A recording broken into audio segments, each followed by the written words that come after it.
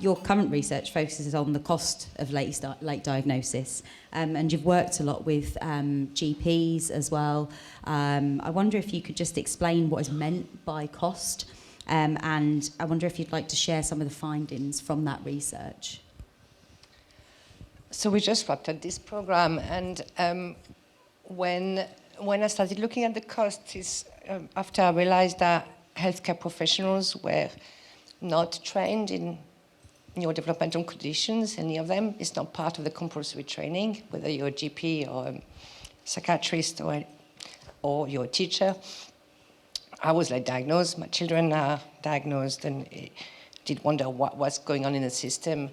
And I realized that the healthcare system is very money-orientated. So I thought if you put a cost and really make people understand that the cost of lack of services and lack of supports is higher than investing in support, then we can make a really strong kind of a business case, which is not what I do. I'm not a business person. And some of the finding that we're seeing with this project is the difference in cost. Strangely enough, accessing services is a good thing. So accessing more services after you have a diagnosis is a really good thing. It means you're getting the support. It means or at least you're getting the right support. And what we're seeing is before diagnosis, before understanding, you're accessing services that are not, A&E, you're more going to A&E, you have issues with lots of different things. And this is not just healthcare. This is healthcare costs, societal costs, personal costs in terms of relationship and jobs and academic performance.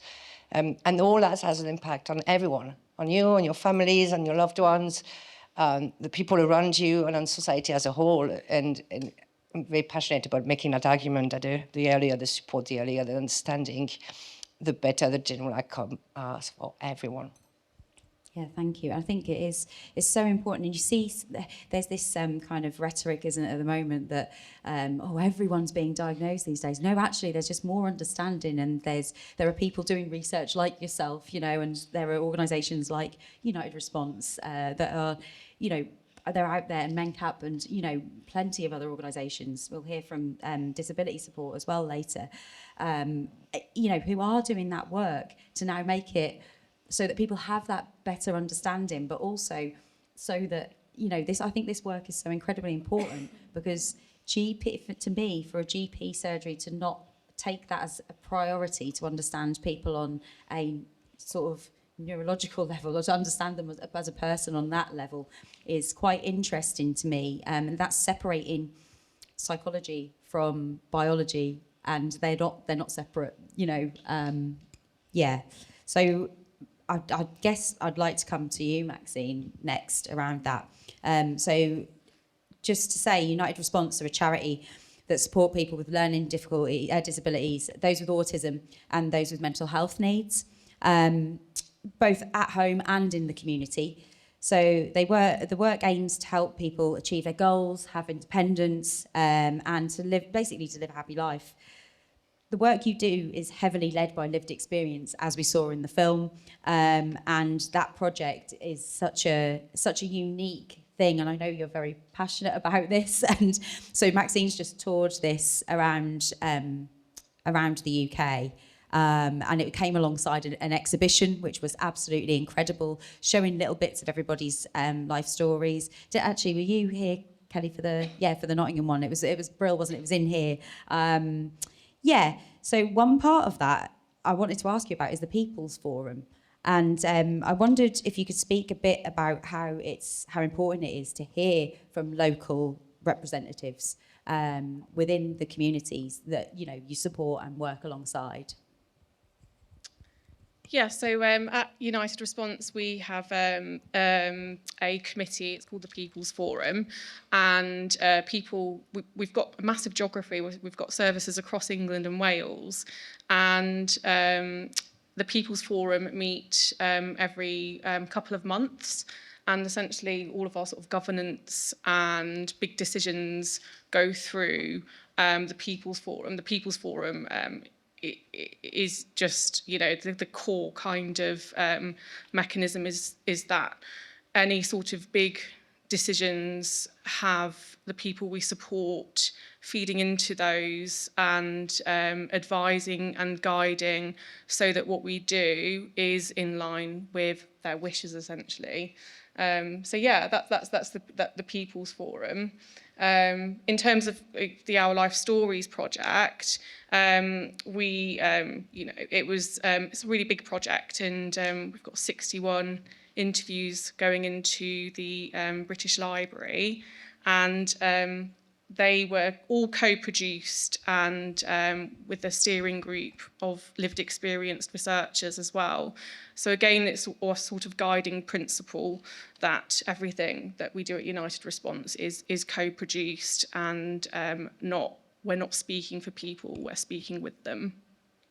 Yeah, thank you. And I think that really came across in that video, that everything was this collaborative kind of, and there was a very rhizomatic system. I don't know if you ever come across this word, but sort of rhizomatic systems is where everybody's sort of working on the same level, and you're working towards common goals. You know, there is a commonality within that, and yeah, and that is for the, you know, there's advocacy within that. There is, you know, really the promotion of like celebration within that work too.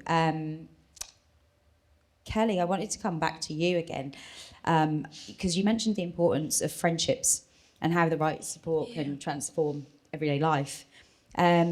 What do people trying to be more inclusive need to do to support people with neurodiversity and learning disabilities, in your opinion? Just have more of an understanding, I think, and like making sure that people do understand, and make sure you're understanding what they're saying, or changing the way they do things so you do understand it.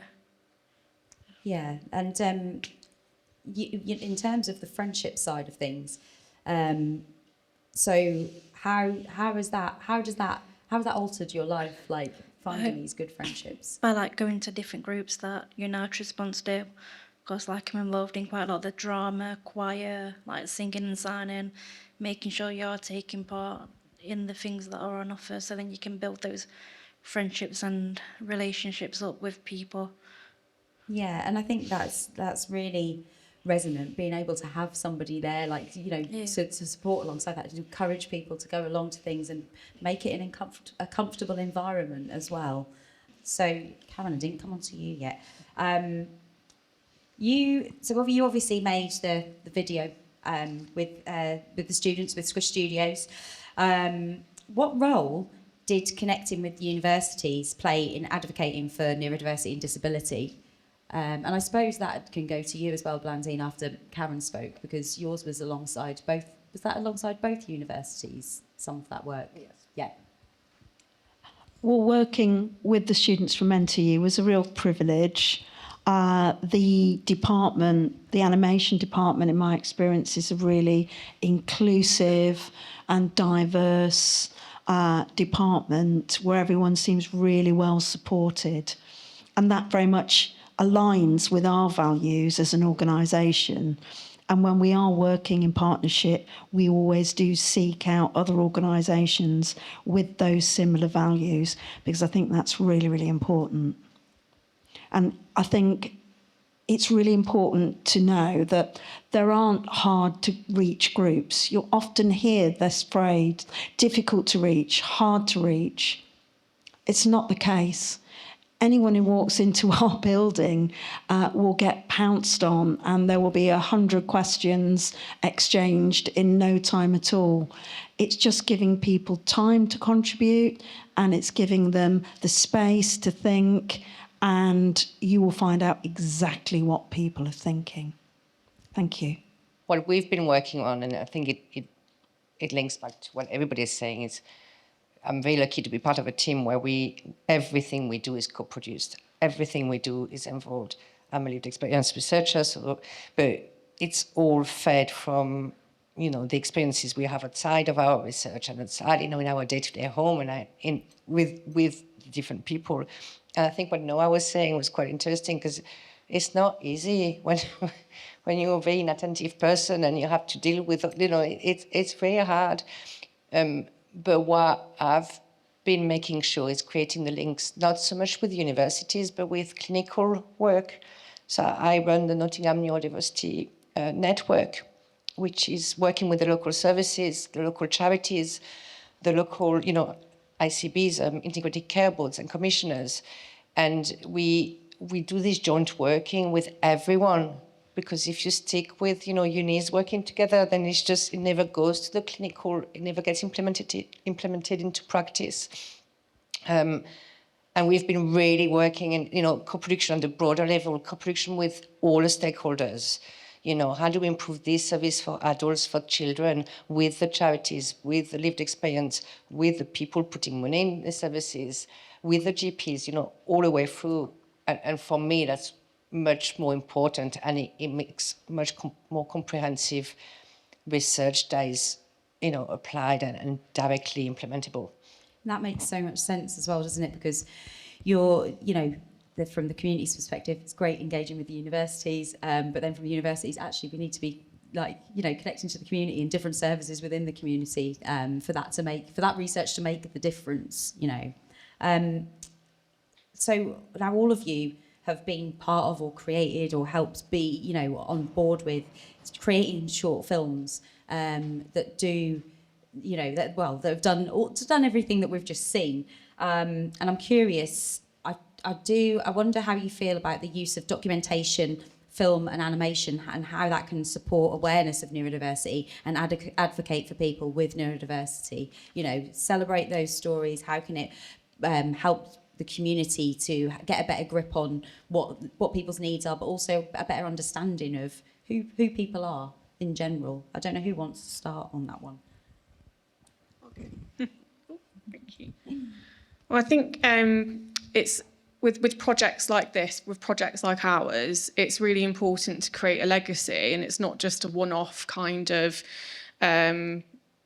just a one-off project. Having a record, be it an oral history interview in the British Library, be it a film that's available, it creates something that's a resource, it's a legacy that people can come back to. And I think it's a really interesting point about funding, though, as well, the fact that actually for the work that we do, we require long-term investment or bigger funding pots so that we can do more, and so that, records, digital archives like this are available and it's mainstream, and it's not just, a celebration around a week or a day. It's something that's part of our sort of culture long term. I'm going to be a bit controversial here. Sorry, I hope I don't upset anyone. Just putting disclaimer out here, but I think awareness is very important. I spent my entire career raising awareness in different groups, in schools and healthcare professions. But I also think, the film you saw is with the adult team that I work with. I think it's important, but for me, what's more important is to understand that this is just a snapshot. This is not it. And what I found is that, you have no idea how many conversations I have with teachers, with my own family members, with healthcare professionals. Oh, I've seen autism. My cousin is autistic. Or my sister is a primary school head teacher. She's like, my niece can't be ADHD. You can't be ADHD. I've seen ADHD in my school. This is not you. And you started to believe, that there's one form of ADHD, there's one form of autism, they don't overlap, there's no dyspraxia. So I think it's just very mindful that this is just an example this is just their life, our lives. No, it doesn't speak for everyone, and it doesn't cover everything. And just because you met one person with ADHD, you've met one person with ADHD, and that's it. You cannot pretend to understand the breadth of it all. And I have seen that happen a few times. So I'd like to put this caveat that this is not it. I'm not upsetting anyone by saying that. I think what you say really resonates with me. I worked in pupil referral units and alternative provisions for a long time, and a lot of it's only really been in more recent years, as you will probably testify to, that how it presents in girls is can be very, very different. So we would get a lot of girls come through who, as you get to know them, my role was social emotional mental health lead, and I would talk to these young girls, and it would be so very apparent that they had additional needs beyond, you know, they weren't just misbehaving. There were sensory needs there were things going on for them that were really difficult in mainstream educational settings. And of course, when they came to alternative provisions or pupil referral units, a lot of the time, because there were smaller classes, or there was one time, or they were like, you know, the lessons were shorter. Some things worked out better for them in that way.